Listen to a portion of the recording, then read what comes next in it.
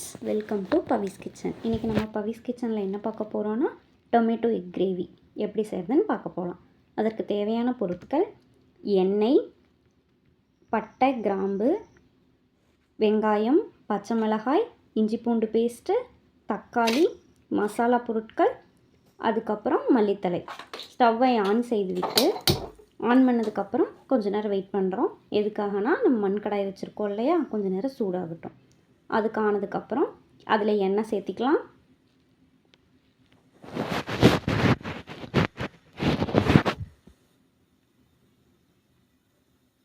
சட்டி நல்லா சூடானதுக்கப்புறம் அதில் கொஞ்சம் எண்ணெய் சேர்த்திக்கலாம். எண்ணெய் சேர்த்திட்டு எண்ணெய் நல்லா சூடாகிற வரைக்கும் கொஞ்சம் நேரம் வெயிட் பண்ணலாம். 5 மினிட்ஸ் ஆயிடுச்சு. அதுக்கப்புறம் அதில் பட்டை, கிராம்பு, பிரியாணி இலையை சேர்த்திக்கிறோம். இது நீங்கள் வேணுன்னா சேர்த்திக்கலாம், இல்லைன்னா தவிர்த்திடலாம். மணத்திற்காக தான் நான் சேர்த்திருக்கேன். உங்களுக்கு வேணும்னா சேர்த்திக்கலாம், இல்லைன்னா விட்டுறலாம். அது லைட்டாக பொரிஞ்சதுக்கப்புறமா நம்ம வெங்காயம் சேர்த்துக்கிறோம். நான் ஒரு 3 வெங்காயத்தை நல்லா பொடி பொடியாக கட் பண்ணி வச்சுருக்கேன், பிரியாணி கறிகிற மாதிரி. இது பெரிய வெங்காயம் தான். நல்லா வெங்காயம் வணங்கட்டும். அதனோட சேர்த்து நல்லா கிளறி விடுங்க.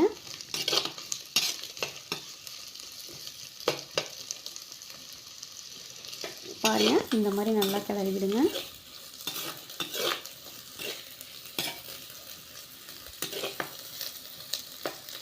நல்லா கிளறி விட்டதுக்கப்புறமா அதில் கொஞ்சமாக உப்பு சேர்த்துறோம்.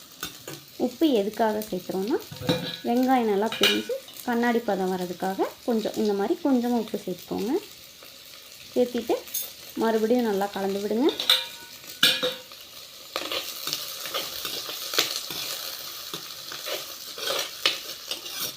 இந்த மாதிரி ஒரு 3 மினிட்ஸ் ஆர் 4 மினிட்ஸ் நல்லா கிளறி விடுங்க.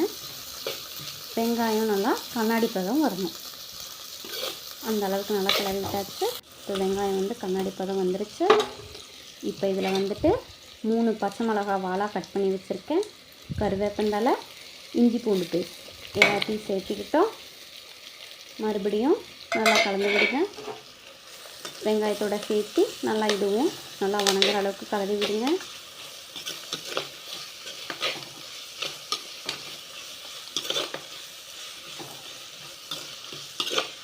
நல்லா பச்சை வடை போகிற வரைக்கும் வெங்காயத்தோடு சேர்த்து நல்லா வணங்கணும்.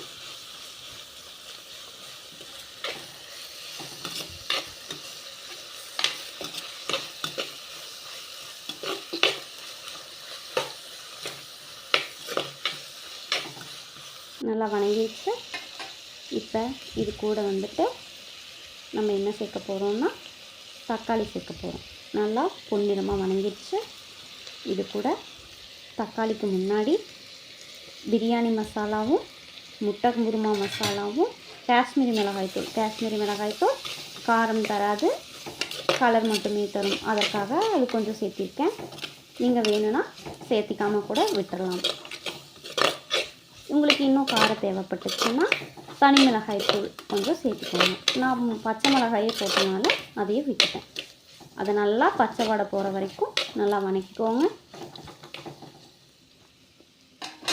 அடுப்பை கொஞ்சம் ஹை ஃப்ளேமில் வச்சு நல்லா வணக்கிக்கோங்க.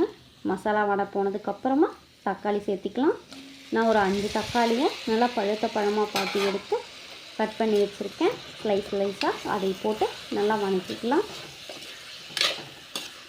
நல்லா தக்காளி வெங்காயத்து கூட நல்லா கரைஞ்சி வரணும். அது வரைக்கும் நம்ம வெயிட் பண்ணணும். நல்லா கிளறி விட்டுட்டே இருங்க. ஒரு 5 or 10 மினிட்ஸ்க்கு அப்புறம் பார்க்குறோம். நல்லா எண்ணெய் பிரிஞ்சு நல்லா வணங்கி வந்திருக்கு. இந்த டைமில் வேணுன்னா கொஞ்சம் உங்களுக்கு கிரேவி கன்சிஸ்டன்சி எப்படின்னு பார்த்துட்டு கொஞ்சம் தண்ணி சேர்த்துக்கோங்க. நான் கொஞ்சம் சேர்த்திக்கிறேன்.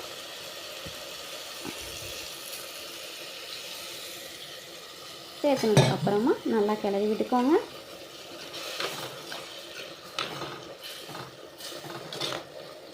நல்லா எண்ணெய் பிரிஞ்சு மசாலாலாம் உள்ளே இறங்கி நல்லா வரணும். பார்த்திங்கன்னா நல்லா எண்ணெய் பிரிஞ்சு வந்திருக்கு, பார்த்தாலே தெரியுது.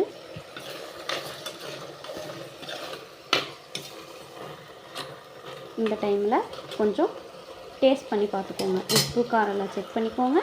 பத்தலைனா கூட கொஞ்சம் ஆட் பண்ணிக்கலாம். நான் முன்னே போட்ட கல் உப்பே வந்துட்டு கரெக்டாக இருந்தனால நான் உப்பு எதுவும் ஆட் பண்ணலை. கரெக்டாக இருக்குது எல்லாமே. அதுக்கப்புறமா நம்ம ஆல்ரெடி வேகிச்சு வச்ச முட்டை அதை வந்துட்டு நான் கீரல் போட்டு வச்சுருக்கேன் ஒன்றுலேயும். அதை எடுத்து மெல்லமாக ஒன்று ஒன்றா உள்ளே போட்டுக்கலாம்.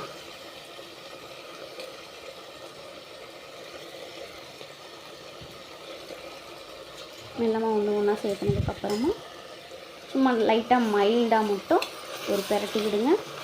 ரொம்ப போட்டுற வேணாம், ஏன்னா முட்டையெல்லாம் உடஞ்சி அதோட வந்துட்டு ஸ்ப்ரெட் ஆயிரும்.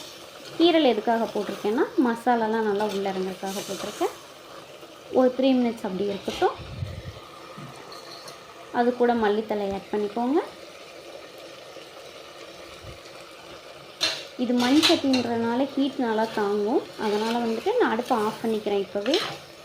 அப்படி பண்ணால் தான் கொஞ்சம் நேரத்துக்கு அப்புறம் அந்த ஹீட்னால் கிரேவி வந்துட்டு ரொம்ப ட்ரை ஆகாமல் இருக்கும்.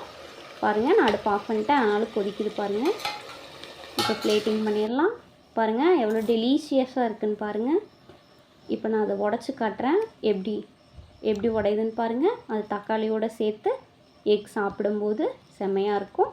நீங்களும் ட்ரை பண்ணி பாருங்கள்.